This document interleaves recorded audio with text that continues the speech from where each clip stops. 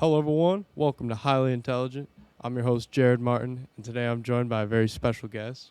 This is Jaylip. How's it going? How's it going? I don't know all of your accolades, so you could Hey, give, man, give yourself a little rundown. I would say New York champs is the biggest one. That's really, other than that, top 16 in the U.S. the last 2 years. And Solid. been to a bunch of other battles between that, online and in person. So Yeah. So how'd you get started in beatboxing? yeah, I first got into it in 2018, like early 2018, when my friend at the time was the beatboxer for our a cappella group in high school, and he was a senior. I was a sophomore, so I was like, there was nobody lined up to take a spot, and I wanted to be in the group, but like as a singer. But we were already like full of my voice part, so like they didn't need me to try out for like a baritone. We already have like 5 baritones, whatever. I was like, yeah, fair enough. So I was like, okay, if I want to be in this group, I'm gonna have to like switch, switch my focus. And there was another guy in the group before him that I already kind of like was really interested in what he was doing. Never just didn't look into it. I guess at the time I was like, yeah, that's really cool, and I was like, didn't deep dive. But once he was like, yeah, bro, you should take my spot. I was like, okay, I'll like look into it, So I looked it up on YouTube, and I was like, I think I found it was Napalm versus Hiss 2017 GBB final. Nice. And that was like the first beatbox video I like watched, basically, and I was just like, so I'm like supposed to learn this, I guess. Like I had no idea like what I was I was like, I don't know, getting into in a sense. But I watched that video for like 2 months, 3 months, and I was just like mesmerized, I feel like, at like what they were doing. And so I was like, I didn't know there were other videos or like what that even was. Like, I don't know. I didn't know it was a tournament or something for some reason. I was just like, dang, this is the only video I know that like exists. And then I was like, I don't know, for some reason didn't go in the recommendations. Who knows? I watched that video for like 2-3 months straight before I watched another beatbox video. But so that was like kind of the beginning, and I was kind of teaching myself sounds, the acapella way, like self-taught in a sense, and like Solid. no case snare for years. Interesting. Yeah. Okay. But, So why do you beatbox now? because I love it, I guess. I feel like that was like the not like the moment where people were like, oh, you'll know what you want to do for the rest of your life when you find it. It was like, I was like, wow. I think I was really like that moment for me in high school. I was like, wow, this seems like something I'd really love to like get into, and like maybe forever. Because I think at that time I was kind of messing with like DJing a lot, and just I was listening to a lot of EDM, hip hop in general. I was like trying to get into music in some way. I was singing at the time. I was in percussion in band, like just like a lot of smaller side things, but I wasn't really focusing specifically on anything myself. Like I was just in those groups. So that was kind of like the first time I was like, this could be like my thing, Yeah. So, and Solid. it still is, I still love beatboxing. So when did you realize that you were a battler and not just something you had as a hobby? I think I realized I was a battler when I had to like to be the people I was watching on YouTube. You have to go do it. Like you just have to, like, I don't know. Yeah. I don't even consider myself like a great battler. I think I was better at the battling aspect before I was better at the beatboxing aspect. And now that I feel like I'm better at the beatboxing aspect, I'm like, I don't really like, I just beatbox because I like the beatbox, and battling's like the best way we get to do that. So that's like, Yeah. that's really the way I got into that. When did you realize that you could really like hang with the popular beatboxers? Like, did you have a moment where you're like, wow, these guys appreciate me? There was, yeah, it's funny you say that, because I feel like I do have like a lot of memory lapses, because it's been a while at this point. But like I do remember specifically, it was after 2019 American Champs. I mean, that was my first live event I went to. Didn't talk to like almost anybody because I was just super shy, and just like I went with my mom, and we just kind of chilled the whole time. And I was like, wow. I said like, what's up to Raul and Phonetics and Hunty, and I was like, good job, guys. And it's like, the most I said to like anybody. At the very end of that though, I met Syntax and Cats, who are two Connecticut beatboxers, because I mean that's where I'm from, it's Bristol, Connecticut. And they were like, "Oh, like you're from Connecticut?" And I was like, "Yeah, you know." And they're like, "Yeah, we should like do some stuff, and like we'll get you going to the next one. Like, oh, we got Long Island beatboxing, you know, in the winter if you want to come to that." And I was like, "Yeah, it's not far." So like, you know, I really started like grinding then. Like I feel like I was just listening mostly and still doing my acapella. Like that's like the best I could, you know, the most I had up until like a year and a half into beatboxing, you know. But after that, I really like locked in and started practicing, like trying to get new sounds and like form a style and stuff like that. And I think it was, well, I went to 2020 Long Island Beatbox. I think that was like in January. It was really early. Obviously 2020, there was not many events after the first 2 months of that. But I did terribly. I was really bad. I didn't make top 16, and I was like not confident I could, but I was like, I'm getting there, you know. And then I was like, I'm nowhere near where I need to be. You know, I was like, I'm actually not getting there. But after that, COVID happened, and the Beatbox House started hosting these online Beatbox House parties. I think the first one I did, I'm not sure if it was the first one they did, was in May, and they did it in like memory of Eddie Flanagan's mom passing away, who was really, really prominent in the scene, and I didn't really get to experience that much myself. I went to Long Island 2020, and that was the only like Long Island event I'd been to up until that point. So they were kind of celebrating her life there, and it was just a really nice time. Everybody was like kind of in this call, and just like it was really, really, really nice. I did an elim because it was like a battle too. Why not? You know. And I think I got, I don't know what, I got maybe 6th or something. And I had a Facebook quota in the first round, and I was just like, wow. Yeah, so that was like the first time I was like, whoa, wait. I was like, so I'm like in the same bracket. I remember I was like freaking out. I like recorded it on my Snapchat at the time. I was like, oh, like guys, whoa, what am I gonna do? I'm against Vocoda. Like, help! It's like one of my idols. You know, like. Was that like the scariest battle you've been in? What's up? Sorry. Was that the scariest battle you've been in? At the time, it was like the first. I mean, it was the first battle I'd done, and I think it was like, yeah, it was really nerve wracking just because I'd never like. I was like, I don't even know what like. I don't have routines, and I don't like freestyle either. Like, I just made one round, which was my elim, and I was like, well, now what? Like, dang, this guy's like gonna destroy me. Like, I just saw this guy win American champs. I was like, so now I'm like, okay, I'm like, this is gonna be something. So yeah, I was like super nervous. I was like shaking in my room, you know. I was like on camera, like probably, I don't know. Dang, solid. But, yeah. So that was like, I don't know. I just remember people commenting like during my elim, they're like, "Oh wow, that's actually sick. Like, who is this guy?" And I was like, "Oh," like it was like probably like one of my happiest moments at the time. So I was like, "Wow." Like, was winning New York champs your breakout moment when people started to like recognize you and know who you are? Maybe. I feel like I'm still not sure like when that happened. Like, you know, I don't expect people to know me. I think I'm very like small in a sense, like in especially in my mind. At least I'm like I wouldn't consider me like one of those like beatboxers people know. Like I guess. So when people come up to me and they're like, "Oh, Jaylip," and I'm like, well, that's like crazy to me. But you know, probably I would say because that's my only like tournament win live. I definitely did a lot online for like during COVID. That was like the grind. Basically, those 2 years, like 2020 to 2022, was really formative for me, I guess. My style and friend groups and all that. You mentioned that you met Shield, or I don't know if you met him, but you said you were standing next to each other in 2019 American champs. That's always a funny story I love to tell because so I didn't realize like not like who it was or whatever until after the fact, I guess. We were talking over COVID. We got brought together for this group called Beatbox League by Katz, who I mentioned earlier, Connecticut beatboxer, and a couple other people to basically just like grind routines and stuff. And like we ended up in the same, like somehow they connected us into this group with, it was like me, Shield, Clutch, Jovial, D-Cloud, trying to think, maybe I'm not sure if Plant was in the first one.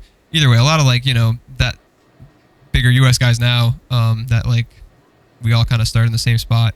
randomly, and we were just watching videos like U.S. champs videos or American champs videos, and like we saw each other in the crowd, and I was like, wait, that's you? I was like, I did not like, just didn't realize it. Like, you know, after the fact, like we were pretty good friends at this point. Like we'd been talking for a couple months online. And we just happened to be rewatching the videos back, and I was like, are we standing next to each other, like recording videos and like in the crowd, like you know, like I just didn't. I talked to him a little bit, didn't get his name, and then like talked to him again months later without knowing who it was, and it was so funny. I was just like, oh, well, nice to meet you again, I guess. Like, you know. So how did that turn into you guys doing a tag team together? Yeah, I think that I mean, like we were just really good friends at the time. I'd say probably for me, he's probably like my best friend in the beatbox community, especially at the time. Like we were just calling all the time. With COVID and stuff, we had nothing better to do. We were just online all the time. Share a lot of interests outside of beatboxing as well, and very, I don't know, at the time, like maybe not at the time, but like very different styles from each other, and then like also just from the rest of the beatbox community. I feel like just unorthodox ways of beatboxing in a sense. And so I was like, oh, it'd be cool, like, you know, at the we were looking at dreamers like Pono and Biscuit, and I'm like, well, if they can tag team from like you know, across the world basically, then we can make stuff, you know, like it'll, you know, just do the same method. So what was your process for building routines? So the process a lot of the time is Lucas, like he loves putting things together, and I'm like, I generally, I think I started that way, but now I'm very like, I like my beats better when I'm freestyling than like the ones I've made at this point, and it's hard for me to put things in a way that I like. I'm kind of too perfectionist with it.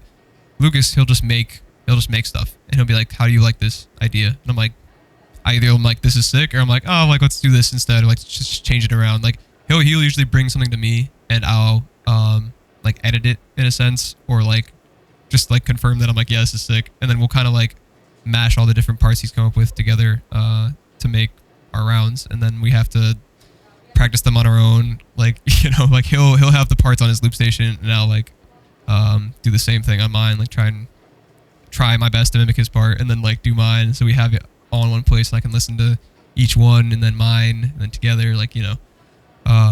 It's a lot of like weird, we did this weird Skype thing too, so we could record all routines, like where, I can't remember how we did it. It's like he's muted in the call. Do you guys meet up at any point to like run your routines in person? Only for like wild cards. Like when we have to record a wild card, we'll like meet up, and then like that'll be the time where we actually like get to run the routine for the first time. And then it's like we have like a day or two to just like get it done, and we're like, first day is usually like just so much grinding and like getting it, all the combos and stuff down mostly, and then I'm like, okay, we just got to sleep on it at some point, because like there's only so much we can like perfect or like, you know, get down in a day. So it's like we grind the combos, grind the, you know, change things that we didn't think like sound as good live now that we're like in person, you know, like, I don't know, kind of edit things down. And then, yeah, like usually day 2 before he leaves, we'll like, or like I'll leave, we'll record it, and we'll like hope for the best, basically. I don't know. And we'll run our other stuff too that we have planned, like for a comp coming up, because who knows when we'll see each other again. So it's like, you know. Yeah. That's great that you guys still figure it out. I was talking with Conundrum at the event, and he was saying that him and Eulacio have tried to like do a similar thing, but it's very hard online. Yeah. So props to you guys for it's like, very much props to Lucas. It's like he's got a good brain for that. I feel like I have a lot of ideas, but I can't get them out a lot of the time, and he'll just put them down, and I'm like, yeah, wait, okay, and like, you know, I can work with that, or like we can work with that, and it's like, I don't know. So it's a good pair. We work well together, I'd say. So how do you build routines for yourself then? For myself, it is a lot of like, man, it's a lot of like thinking for no reason. I overthink everything, I think. And sometimes it works out. Sometimes I'm like, okay, this could be better, but at least it's like, it's all together. You know, and that's, for me, it usually revolves around either just a flow that I've been on, recently, or a drop idea I had, especially in the past. I would try more to make drops and like stuff like that. And so I'm like, okay, well now, like, what goes with this? like Night Slash I made in like a day, and that's like my probably one of my favorite rounds. Like it just happened. It just kind of came to me, and I was like, okay, well this makes sense for like, the next part. I like this as a transition, and like, okay, what if I did like a longer fill into a drop instead of like a drop with a long fill? Like I don't know, and it's just like moving things around that work for other people, and just like putting them somewhere they still work, but just with a different purpose. Like I feel like that was kind of that's my not my entire style. I just think I like placing things in weird spots and combos with sounds that don't usually go after each other. Like I don't just like grinding the weird stuff.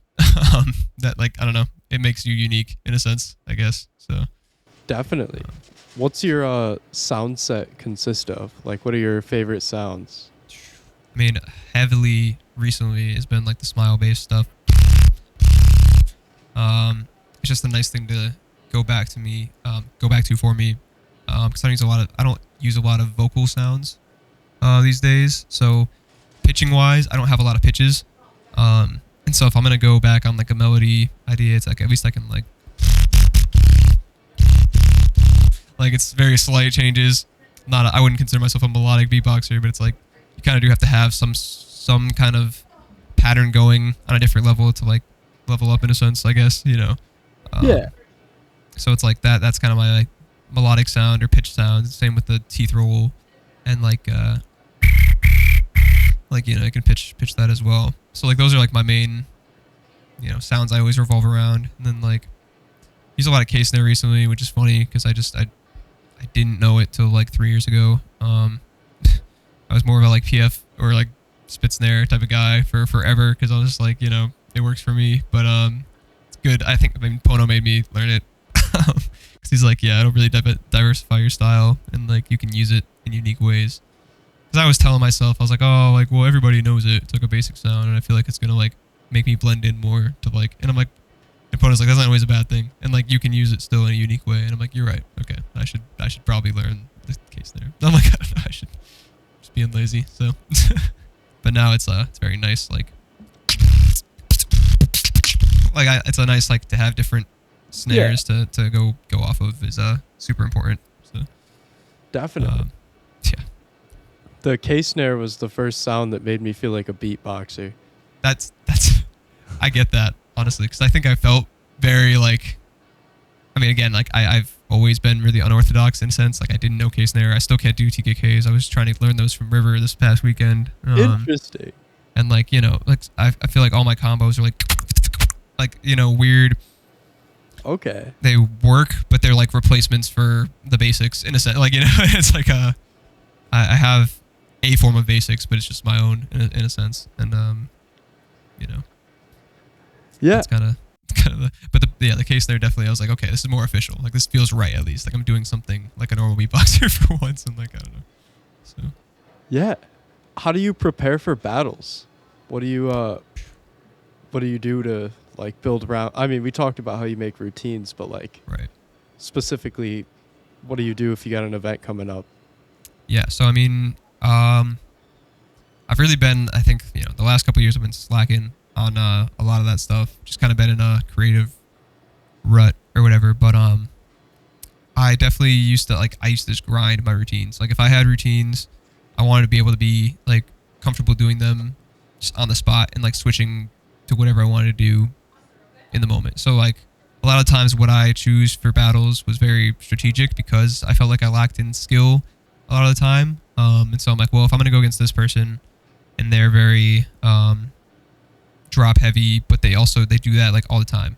Maybe I use a round that's very chill and then more like aggressive and just have like, I don't know, try and win off of variety. Like, I'm like trying to see where I can play into my strengths for a battle more than anything. So I'm like, if I can pair these two routines together, that's a good contrast. And, hopefully it's enough to like, just edge it a little bit towards myself and in situations where that works, Is there anything you do right before a battle? Like before you go on stage, what's going through your head? What are you doing? Yeah, I mean, a lot of the time I will try and like, if I haven't, like I have usually my routines written out um, on like my notes pad or whatever in my phone. And I'll kind of just go over those ones. And I'm like, if I know, I decide my elim like at the event a lot of the time because I'm like I don't know, how I feel about this one today, or like I don't know how people feel about this one if I've done this one a lot, because I am very guilty of reusing all my material all the time. So I'm like, well, if I did this one a lot recently, I'm gonna switch it up and do this one, and then like save that one for battles, and maybe do something different with that one a little bit. So it's like, I don't know, keep recycling everything, and also just kind of based on sound system and like how people are sounding that day. I'm like, okay, well, if this sound is sounding good, maybe I'll use a routine that leans more heavily into like similar frequencies, and like I don't know, it's all very strategic. I guess. How do you go about battling someone who you're confident against versus someone you're not so confident against? It almost I almost never like to get confident against anybody, because like that does, you put your guard down in a sense.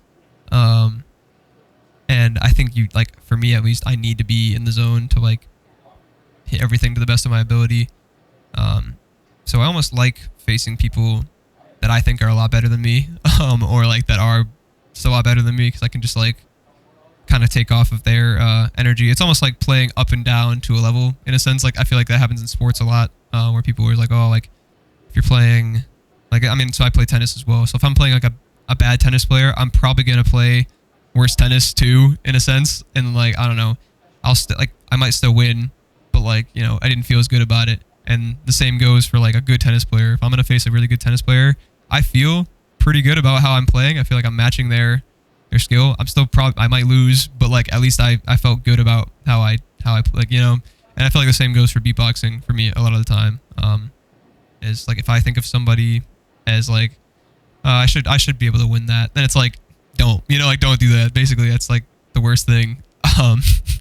Never underestimate anybody. Yeah, I never want to underestimate anybody. And with beatboxing, like, judging a beatbox battle is obviously subjective to a point, but there are some objective things, and so like I don't know how I score on the objective parts, and a lot of my my stuff comes from like my strongest points come from subjective like opinions. I feel like it's like you either like it or you don't, and so it's like, I don't know. What was I trying to say with that? It was the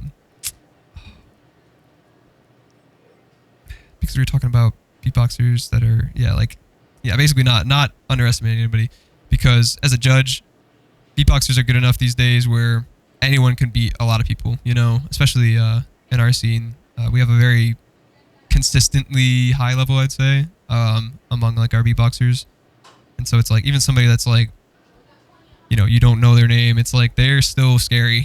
Like even you can't really just throw unless you're if you're somebody like Napalm, then yeah, maybe, but like it's not me, so I'm like I'm gonna have to take everybody seriously, just like Definitely. do the best I can. So Has there ever been a time that you weren't confident in yourself, and how did you overcome that? yeah, I mean, a good example is like 2024 Crossroads. Actually, I battled Elasio in top 16.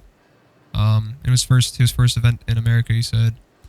But I was like, yeah, like I remember I think I placed third and he got 14th in elims, and I was like, this guy got 14th in elims. I was like, I don't really like this. I don't like this matchup at all. Like, I was like, he's like much better than I feel like I should be getting for like a top 3 seed matchup. I was like, kind of stressing over him the night before. And then, I don't have a ton of routines, but I really wanted to go pretty far in Crossroads. So I was like, okay, I'll freestyle round 1 and we'll use a routine second round. And I did so, like, my freestyle went really, really poorly against him. And I was like, man, I knew I shouldn't have done that. Basically, I was like, and I was like, okay, well, it's kind of freaking out. But I was like, okay, like, I know my routines, at least. I'm just going to do what I think is the best one right now. And, since I've practiced them literally close to 1,000 times, it feels like I should just be able to do it. And as long as I lock into the energy and like kind of take back the energy, I can do like, it's just like logical thinking after a point, because I'm like, okay, I can't change the round I just did, I guess. And I'm like, well, I can just make this one hopefully the best round I do all tournament, and that'll hopefully balance out to like, I'm like enough to win, because otherwise I'm cooked, I was like, oh. So it's really just like, I don't know. Everybody makes mistakes, and like beatboxing is so technical these days. Where it's like, yeah, if you're not like on, you can really mess up even rounds you do pretty often. If you're not practicing all the time, which I'm guilty of. So it's like, you just gotta do what you know, and like it goes how it goes. I mean, people hopefully understand if they've been up there. It's harder than it looks always. So it's like, Definitely. it's one moment, and that's what's stressful about it. It's like, yeah, I've done this routine millions of times, but it only really matters how I do it like right now. And then you're like, I really better. There's certain points that are like harder, and you're like, okay, I'm getting there. Like, I better nail this part. And you're like, yeah, it's just a lot of like in your head. It feels like so. Definitely. So how did you develop your style as you were growing as a beatboxer? I do remember, I feel like I've always really valued originality. And I feel like that's like my, not like cheat code way around, like real technicality, or not real technicality, but like traditional technicality with like the TKs and all that, was just like, okay, well, if I put sounds together like, that people don't usually do, and like kind of lean into, not like remixing, but kind of just using sounds, using every sound possible in a way that doesn't usually get like usage, I guess. And I feel like at the time I was really, I guess, interested in like hollow whistles for some reason, and I was like, oh, like, okay, I feel like this sound doesn't get like a lot of usage, and I mean, it's hard to do live, so I mean, I understood that way later, but at the time I was like online battling, and so I was like, oh yeah, like, I think that helped, build my style as well. It was just like the different environment. Like if I had been going to live battles since the start, I might have been more like live oriented as a beatboxer, but I don't consider myself to be a great like live system beatboxer most of the time. But yeah, I was like, okay, well, like there's people be doing the hollow whistle all the time, and I was like, well, what could I like do after that? Thought like people like to make it a combo, and like, I don't know, instead of being like, like, like vocalize, like I've seen all that stuff, but I was like, oh, like, and I was like, okay, that's like something new. It's like a whistle arpeggio, but it's like, I was like, okay, so I was just kind of like doing a lot of tiny things like that, and like making them the main idea, rather than like a detail, and like kind of changing stuff like that. So it's like, I don't know, using basses as like infills, then rather than like the drop, and then using like detail stuff, usually detail stuff as like the main idea for a drop, or like stuff like that, and like kind of just playing around with what everything means, because it's like, yeah, we have sounds that like mean certain things to people. It's like, yeah, you have like snares, like, but you can use those, like, you don't have to use it as like a, like, it's like you're putting this like as a snare, as a hi-hat, but it's like, I don't know, like just messing around with stuff like that. Obviously it's like a really stupid idea, like stupid example, but like, like literally just moving sounds to like different purposes, and like kind of messing with that. And I'm like, okay, like this works. Makes you This doesn't. sound different from everybody else if you're not doing the same things with the sounds, even though you have the same sounds. Right. And then it's kind of like, well, eventually you have to like mix it in. Like, so yeah, like you're doing like regular beats, and then you can switch into like some weird stuff, and it's like a nice contrast between that. And like, there's so much to it. I mean, I feel like there's always going to be more to be explored in beatboxing, but like it does seem like we're getting close to like finding about all we can do with it, sometimes. And then somebody always pops out with something I've never, heard before, and I'm like, well, I guess we still got stuff. So, Sometimes I imagine what like Napalm's gonna sound like in 30 years. Right. Yeah. It's like, I don't know. He could like, yeah, he could just not sound like the Napalm we know. I don't know. It's gonna be completely different. In theory, it could be. Who knows? Or like, yeah, just beatboxers in general that like get influenced by the new gen beatboxers now. And it's like it's just always gonna change because we always have to learn. I mean, The meta is always changing. yeah, exactly. And so it's like if what you're introduced to today is like a new beatboxer is like we think of like Krathix, Duxie, Aaron, a lot of like hippie like new school styles.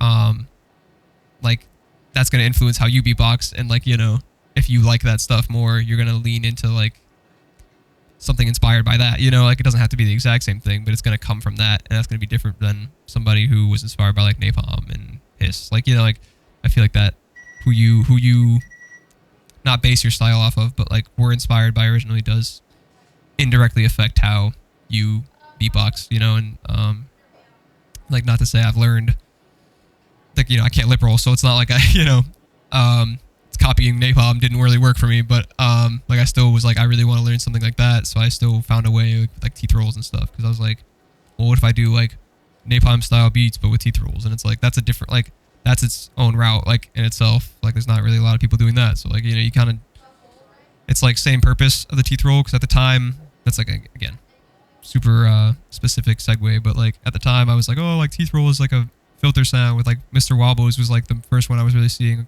doing like a lot of teeth, like, but like everybody was doing the airy version of it, not like the like sub version. And so I'm like, okay, like there's definitely like purpose for that. Like I don't know, it's just again messing around with sounds and their purpose and how you want to use them, I guess. So Definitely. So yeah. who inspired you to beatbox? Like who were your biggest people? I know you mentioned Hiss and Napalm in that video. Right. And I feel like definitely at the start, like those two were like just, I mean, they were only beatboxers I like knew. And so I was like, wow, like I was always trying to be like and I was like, this is so hard with teeth, but like, I'm like, I could like, it's not as good by any means, but I'm like, okay, it's like, it was a way to practice, for myself, at least just, getting like muscle memory down and stuff like that. And then, I mean, a lot of my sounds are click rolls, which I think I took from Hiss in general, like, click roll oriented with like everything has like a click roll behind it in some sense. And it's like, I don't, it's not like it sounds like Hiss, but it's like, that's definitely where I got that from, like using click rolls in general. So, I'd say Napalm, Hiss, Biscuit is a big one. Pono even. More recently, like in the since I've like developed as a beatboxer, would be like Tarek. Is like a huge, like one of my favorite beatboxers to listen to. Rain is like insane. Yeah, and Osis, like those three guys are like some of my more like recent inspirations, just for like to keep beatboxing in general. I'm like, wow, like these guys are really just doing something different with it, and I'm like, it's really cool to see. So yeah. So what future events do you plan to prepare for? I mean, right now, USA Champs 2026, I guess, would be like the next one I like plan on competing in. There might be something that pops up in between that I'll like go to and just, enter for fun. But like USA Champs is definitely the next one. And I feel like the most recent New York Champs that we were both just at, was really inspiring for me. To like want to make new stuff and just kind of get back into like creating, because I've been existing and like contributing to the scene in a different way generally, but not like adding anything new to battles. It's felt like the last few years. So I'm like, I'm still going and I'm doing the same stuff I've had for forever, but it's like, I want to have a fresh like entrance again, in a sense. I'll keep some rounds obviously, but I'd like to revamp my style in a sense. Do you have a favorite crowd you've performed for? Yeah, let me see. I mean, USA Champs 2024 was pretty fun. The one in Pennsylvania was really nice, especially in tags. I remember that was like a really fun experience for tag teams. This was the one in Pittsburgh. Yeah. So that one was dope. A lot of people showed up and like just a lot of beatbox homies and stuff, because it was like the first champs back in a while. And Beatbox House put it on too. So yeah, exactly. It was like the first one they put on, so everybody was like, "Oh, it was cool." And yeah, like just good energy. I felt like at that event. other than that, like Crossroads is always fun. Like it's definitely a smaller event, but it has like the big event setup. You know, like it's so quality every time. You've been to Bush, right?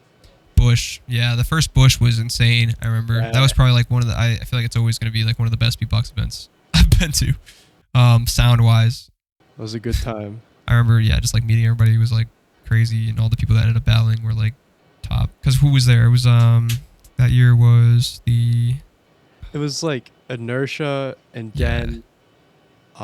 That was the year BBU was happening, and I Yeah. remember Den recorded his wild card at that yeah B&B. we did like the drill video at one of yeah, I remember that one now. Yeah, Or like history maybe. It was one of them. It was history. history. That's what it was. Because yeah, Yeah. he was in the final versus history or whatever. Yeah, that was crazy. That was fun times. Yeah, we just had so many people there. Was that the Alex senior year too, or was that the year after? I think he was there, but I don't think he won that year. Oh yeah, no, it's okay. I don't even know if he competed. I think he was a judge one year, Alexinho. Oh, I thought you were saying Oh, Biscuit. Alex. Yeah, Yeah. my bad. I think Yeah. I know what you're talking about too. Because 2025, I battled him in semis, I think. Yeah, because yeah, he won that year, and Stitch went. I remember. Because I remember meeting Stitch there, so that was cool. Yeah. So that must have been the Alexinho year, I think. But yeah, no, that's always a crazy event. Like just insane sound system for no reason, and like good Yeah. vibes. Like Ben T knows how to. So, how has the scene evolved from when you started beatboxing till now? Yeah, it is crazy to look at, to be honest. Like I feel like I mean, like when I started 2018, I wasn't really a part of the scene till like 2020 ish. But like even just in those years, it felt like beatboxing was on a crazy like just level up in general. Like everybody, I would say from like 2016, it seems like that was kind of like the turning point. Or like, was it 2015 Gene 1? I think it was 2015. Ever since that, like stuff like there were some monumental moments in beatboxing happening like a couple years before I started, and then like with Codfish and D-Lo and GB, I think 2018, like again being the first year I started was just like a really crazy time to get into beatboxing. And then like COVID happened, and like the scene completely changed again in a sense, and like it was just there's a lot of fast like changes in how beatboxing like felt as like a beatboxer, and part of that is getting into the scene, like, and starting to know the people that are like, you know, on YouTube for like you to watch and stuff like that. You know, it just changes your perspective. But some of it was also just like, yeah, COVID and like changing styles and like a really stark change from the old school. Like I feel like there was still some old school beatbox techniques being utilized up until like 2018, 19. And like some people still will throw it in, it seems like these days, but like really rarely, you know, like it's this, the styles have completely changed, you know, and for better or worse, you know, I guess like something's good, something's bad. But like, yeah, the amount of sounds people have been able to like come up with in the past, you know, few years is just wild. And the physical impressive-ness I've found of like people like Collapse. Yes. Yeah. I'm just like, the spit I'll stare never that like I'll never get there, and that's okay. You know, I'm like I'm not really trying to aim for that. You know, at the end of it, I'm like, this is just the peak of like beatbox skill in a sense. At times, I'm like, wow, like this is just on another level. People like him and like Footbox and River, just like pushing the scene yeah. in crazy, like just to keep pushing the bar higher. Like when I don't think it can go any higher, I'm like, wow, I just don't know how like you physically are able to do that. For, you know, it's just, yeah, it's just wild. I think we've come a long way, Definitely. in terms of like technicality and just like what people can do. Like, So how do you go about judging a beatbox battle? yeah, for me, a lot of the times it comes down to, I mean, execution's a big thing. And how styles land for people live is always gonna be different. Like an example for now is like Conundrum is like a really good beatbox battler. Like, you know, he's in your face, very full,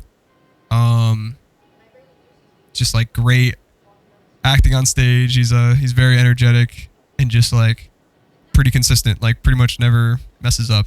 So that's like a hard guy to like beat. He's very true to his style. So like, there's not a lot of things I can critique about Conundrum. Like, you know, it's like if you're gonna like, he's just authentic. And I think when you're authentic, it's hard for me to be like, yeah, like you're not good enough, bro. Because it's like, well, again, what is good enough? Like he's clearly got the skill.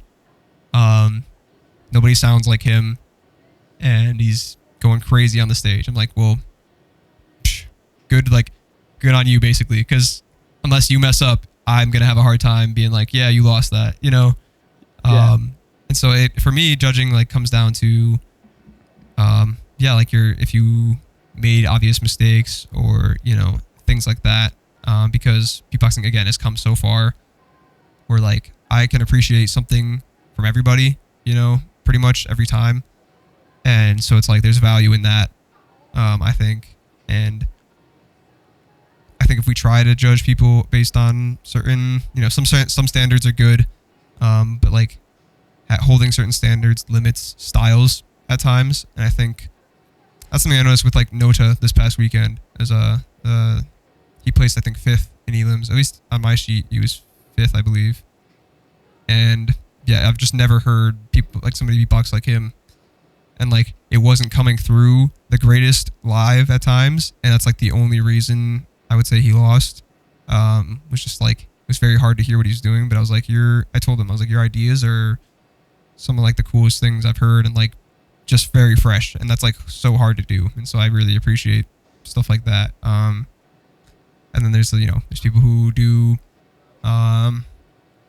like, let's say Wafer Boy does a lot of like the click roll heavy beats, like I'm like, you know, and like that like just smacks live. But he finds a way to also add in like the like, you know, to like make it unique to him. And because obviously like if I hear you go, you're probably not winning the battle, because I'm like, look, I'm like, as it's good, it sounds good, but unfortunately there are so many people that can do that, and it's not, you're not being yourself completely and standing out and showing me why you should win, like, you know. So you have to really mix in, if you're gonna do stuff like that, you know, some unique tastes and like ways of putting it. And I think Waferboy does a really good job of that recently. So he's like another route of that. Like there's just two different, you know, there's a million different ways you can go as a beatboxer, and I think that's like the joy of it, I guess, is like you can be literally whatever you want because you're making it and it's coming from you. And like even if you're doing sounds like people are doing, you're probably your genetics and like your body is just different than other people, and like it's gonna be a slightly different texture, or like you have a different way of thinking about it. And I think I enjoy seeing that in people's styles a lot. So judging is hard. Basically, it comes down to like not a lot of opinions, but especially later in a tournament when obviously like we get to top 4, the people who made it to top 4 are generally going to be really good. So it's like I can't be like, well, I think this person's more, like sometimes you can, but oh, I think this person's more skilled than this person. It's like, well, what dictates that? Because you got like somebody like Coolest versus Conundrum, and they're doing completely different things. Like neither of them could get close to copying the other's style, you know? So it's like, well, how do I compare these two, you know? And it's like, oh, like that's where it gets difficult for me, because I'm like, you guys are both perfect at being yourselves, you know? And I'm like, so what do I say about that? Like, you know, it's like, Conundrum ended up coming through with the 3rd place, and he was, yeah, more consistent and easier to hear, generally through the speakers than Coolest, I think. And again, brought crazy battle energy. I remember at that battle specifically. And so I think I voted Coolest, but the Conundrum did win 3rd.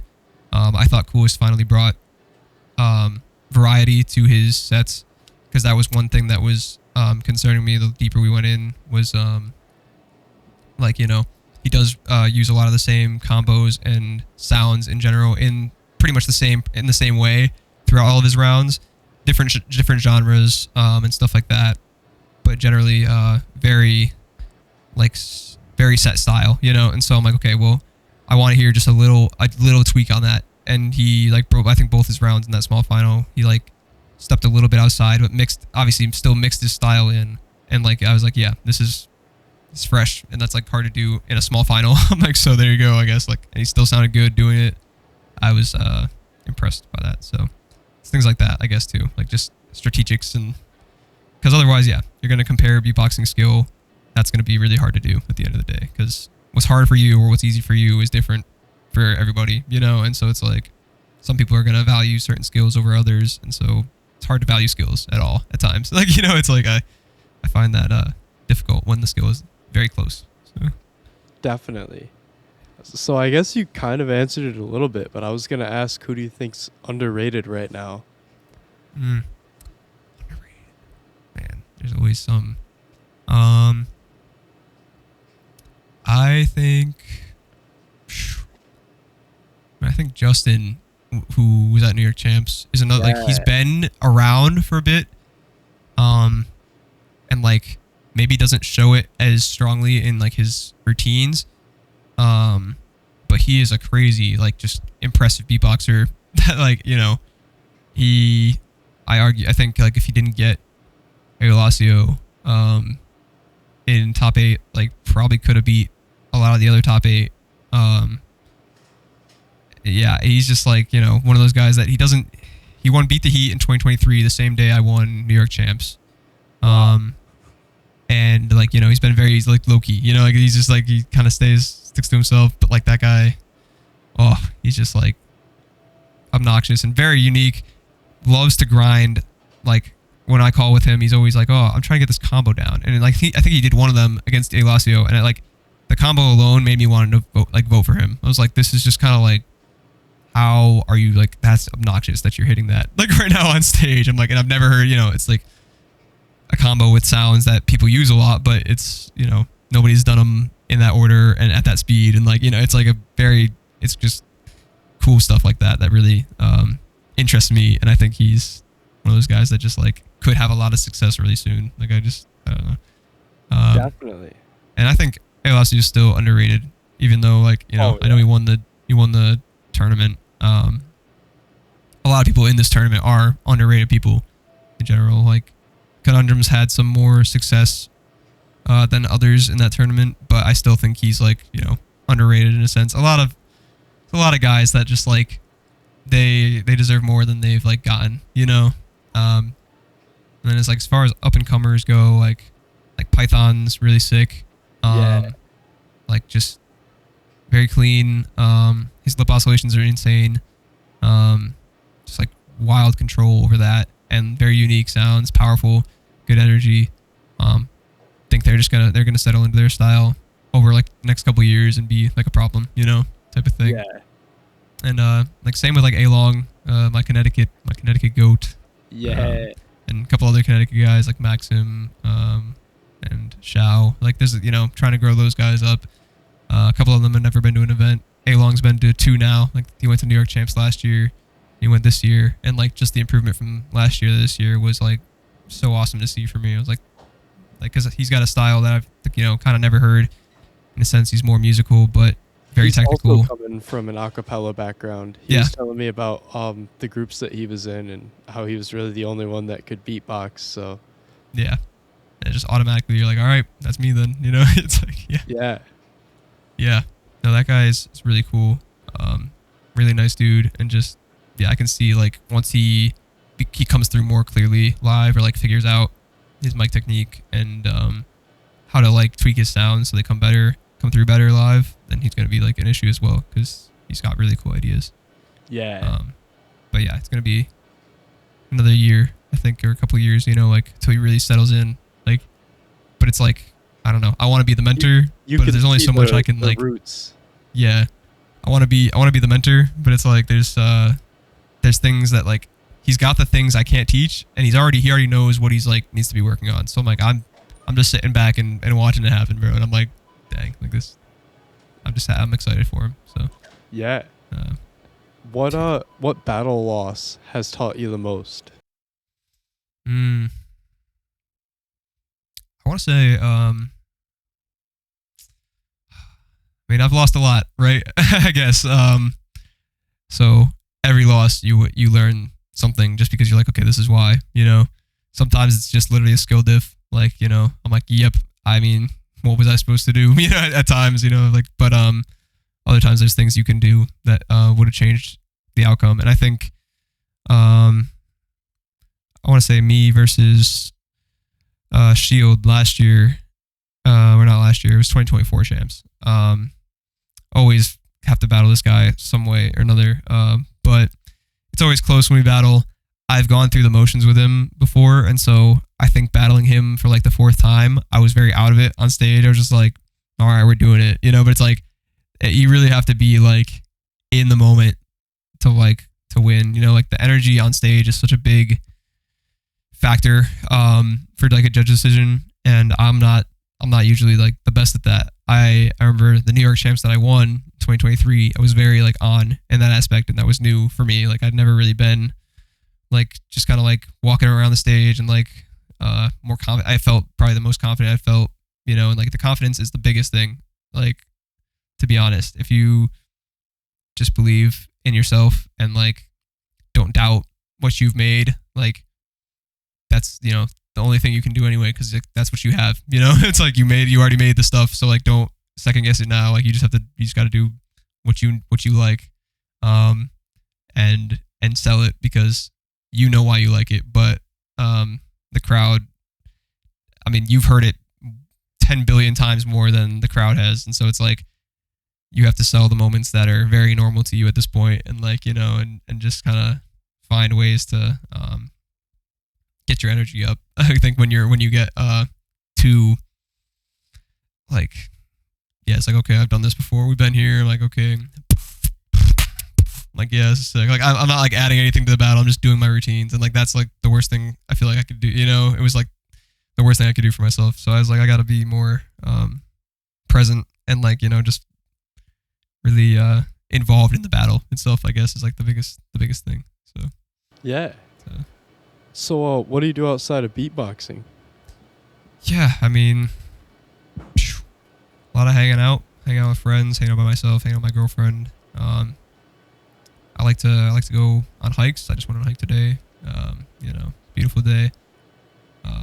Just love nature, and I've been trying to get back into tennis. I used to play a lot of tennis in high school and college. Just been playing that with a couple friends recently. We're trying to do that all summer if we can. It's good to stay in shape and stuff like that. Other than that, play a lot of Pokemon. Oh yeah. Which, you know, a lot of beatboxers do. We got a lot of Pokemon related routines nowadays because people like Coleman, Clutch and Match. See, I'm using people's government names, bro, but oh well. Yeah. Like, yeah, those guys I love talking to Pokemon about, and, you know, stuff like that. So it's fun. Like, solid. Yeah, man. Well, that was all the questions I had for you. Did you want to drop a little jam before we get out of here? Dude, yeah, 100%. I'm super down. Solid.